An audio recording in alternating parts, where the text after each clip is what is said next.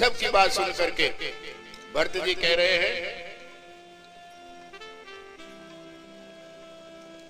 कोमल कमल के समान हाथ जोड़ करके भरत जी कह रहे हैं, भरत कमल कर जोर करी वीर धुरंधर धीधरी वचन याम्य जन बोर देद उचित युतर सबही। भरत जी कोमल कमल के समान हाथ जोड़ करके धैर्य धारण करके और कह रहे हैं, ऐसी वाणी बोल रहे जैसे अमृत से भीगी हुई हो, उचित उत्तर। मुझे गुरुदेव जी ने उपदेश दिया बहुत सुंदर, प्रजा मंत्री समेत सबकी राय वही है, माता भी ठीक आज्ञा दे रही है, अवश्य मुझे शीश पर धारण करके पालन करनी चाहिए। गुरु पिता माता स्वामी की हितवाणी सुन करके प्रसन्न होकर के पालन करनी चाहिए। आपने सरल शिक्षा दी और इसके पालन करने में मुझे भलाई है, मेरा अच्छा है, सब अच्छी है, परंतु अब मेरी भी प्रार्थना सुनो। मुझे शिक्षा तो आप दे रहे हैं, पर शिक्षा मुझे अच्छी नहीं लग रही। मैं आपको उत्तर दे रहा हूं, मेरा अपराध है, मुझे क्षमा करना। भरत जी उत्तर दे रहे हैं, पिताजी स्वर्ग में हैं, सीता और राम वनवास में हैं, अब मुझे आप राज करने के लिए कह रहे हैं और मेरा उसमें कल्याण समझते हैं, मेरा उसमें कल्याण है, या आप अपना स्वार्थ सिद्ध करने के लिए मुझे कह रहे हो? आपका कोई बड़ा काम है मेरे से कि मैं राजा बन जाऊंगा तो आपका काम सिद्ध हो जाएगा, मेरा कल्याण होगा, या आपके काम के लिए आप कह रहे हैं? अगर आपका काम है तो आप स्वार्थी हो, और मेरा काम मेरा कल्याण मानते हो तो मेरा कल्याण तो राम जी की और सीता जी की सेवा में है।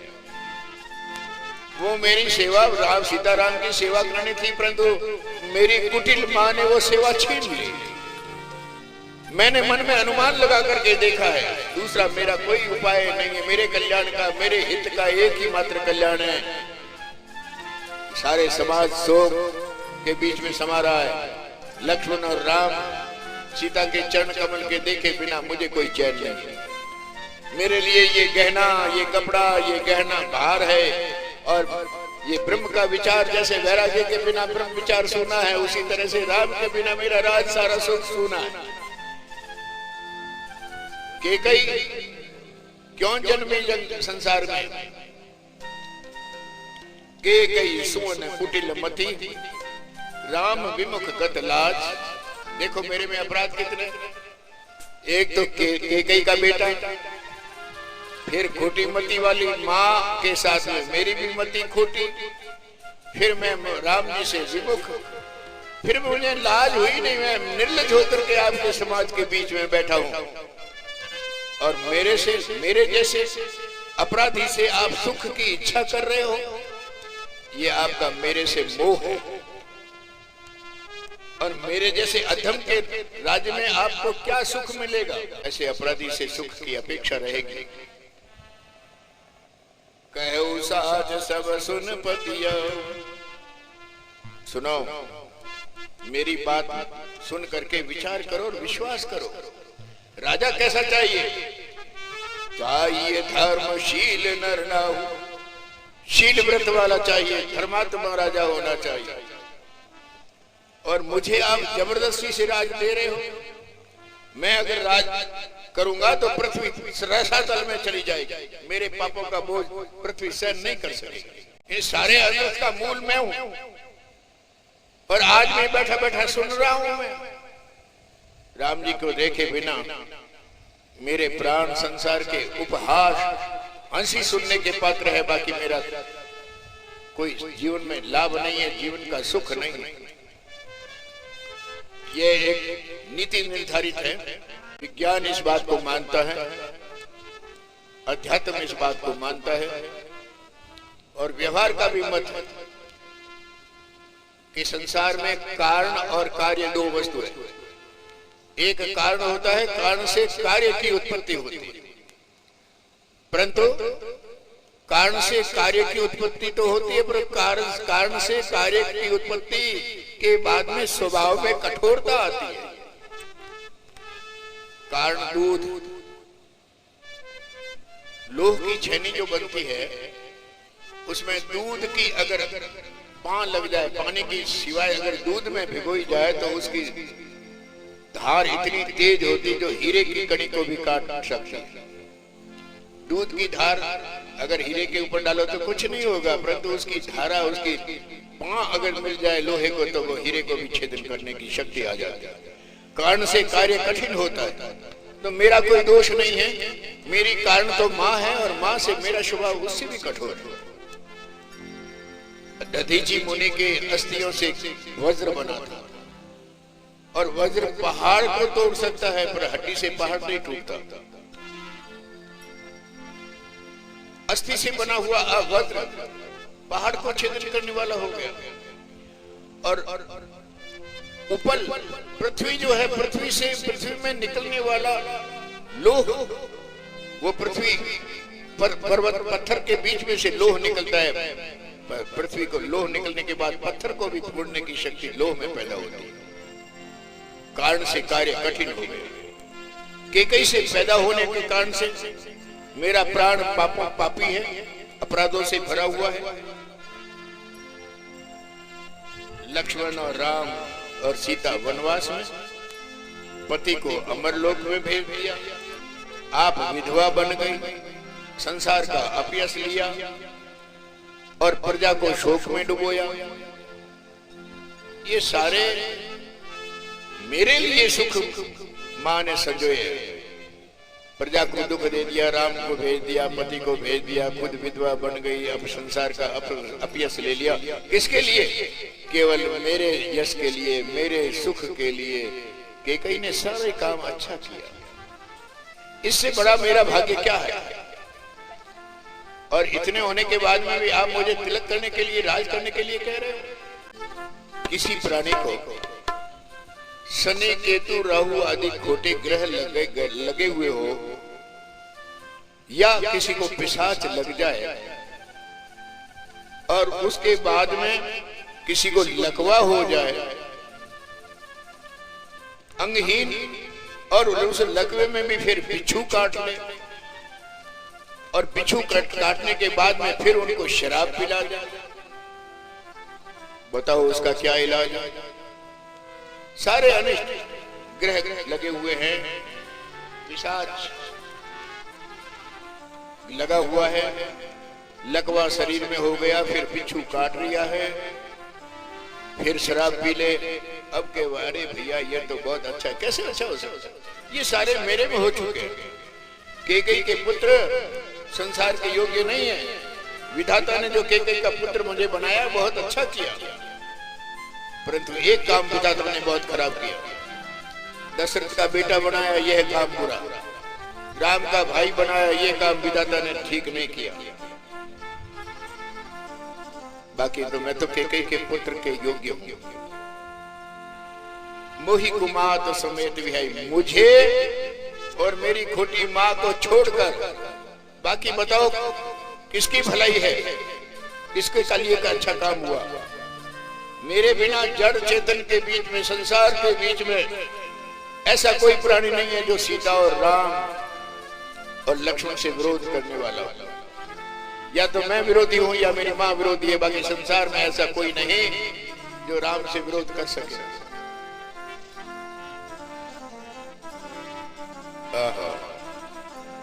राम जी तो बड़े सरल थे, पर राम जी की मां है और कौशल्या, वह तो और भी सरल है। क्यों? उनकी कोख में राम ने जन्म लिया है, इसलिए कौशल्या का स्वभाव कोमल है। मैंने केकई के गर्भ से जन्म लिया, इसलिए केकई का कठोर स्वभाव है। मेरी दीनता देख करके विचार करो। गुरु विवेक सागर जग जाना, जिनहि विश्व कर विदर समाना। मोह कहीं तिलक साज सज सोवो, भय विधि विमुख विमुख सब को। गुरु महाराज तो विवेक के समुद्र है, संसार सारा इस बात को जानता है। सारा संसार उनकी हथेली में एक बैर के समान है। त्रिकालदर्शी संसार को अच्छी तरह वो देखने वाले हैं। मेरे लिए तिलक का साज इकट्ठा किया, तो ऐसा समझो कि विधाता मेरे से विमुख हो गया है। राम सीता को मैं छोड़ करके बाकी संसार में कोई मुझे अच्छा नहीं कहेगा। राम और सीता नहीं कह सकते कि मैं बुरा हूं, परंतु संसार सारा मुझे बुरा कहेगा। मुझे संसार के अपयश का भी चिंता नहीं है, पर लोग बिगड़ जाए उसकी चिंता नहीं है। पर एक ही बात की दुख है, एक ही बात की चिंता है कि मेरे लिए राम और सीता वनवास में गए और दुखी हुए। जीवन का लाभ तो लक्ष्मण ने लिया, सब छोड़ करके राम जी के चरणों की सेवा में लगे रहे। मेरा जन्म तो राम जी के वनवास के लिए ही हुआ है। अगर मेरा जन्म नहीं होता तो राम वनवास में नहीं जाते। मैं जो पश्चाताप कर रहा हूं ना, ये भी झूठा है। मैं अभागी हूं। मैं अपनी तरफ से दीनता के साथ में सबको सिर नवा करके एक बात प्रार्थना करता हूं कि राम जी के चरणों को देखे बिना मेरे मन की जलन नहीं जाएगी। दूसरा कोई मुझे उपाय सूझ नहीं रहा है। राम जी के दर्शन के बिना कोई मेरे उपाय नहीं। एक ही आंख, एक ही मन का ध्येय है कि प्रभात के समय प्रातः होते ही राम जी के लिए हमें रवाना होना है, राम जी को वापस ले आना है। भरत जी कह रहे हैं, यद्यपि मेरी माता की कुटिलता है, मेरा जन्म खोटी माता से हुआ है, मैं दोषों का भंडारी हूं, अपनी तरफ से मैं बुरा हूं, परंतु राम जी को मेरा भरोसा है और मुझे राम जी का भरोसा है कि मेरी बात को राम जी मान लेंगे और मेरे जाने से राम जी वापस आ जाएंगे। माता, मंत्री, गुरु महाराज, नगर के स्त्री पुरुष सारे बड़े व्याकुल हो गए, प्रसन्न हो गए भरत जी की बात सुन करके। सारे कहने लगे, भरत की सराहना करने लगे, अरे अरे वाह वाह, राम जी तो भरत तो राम जी के प्रेम के मूर्ति है, साक्षात प्रेम की मूर्ति। अब सारी तैयारी करने लगे। किसी को कहे भाई तुम घर पे रहो, कोई घर पे रहना नहीं चाहता राम के दर्शनों के लिए। सब अपनी अपनी तैयारी करने लगे। सब लोग कहने लगे, जरो सो संपत्ति सदन सुख सहर सुहृद मात पितु भाई, षण्मुख हो तो जो राम पद करे न सहस उपाय। वो संपत्ति जल जाए, वो घर जल जाए, वो सुख और वो मित्र, वो माता पिता भाई किस काम के? सन्मुख जो राम के चरणों में सन्मुख हो जाए तो सारे सहायक हो जाते हैं।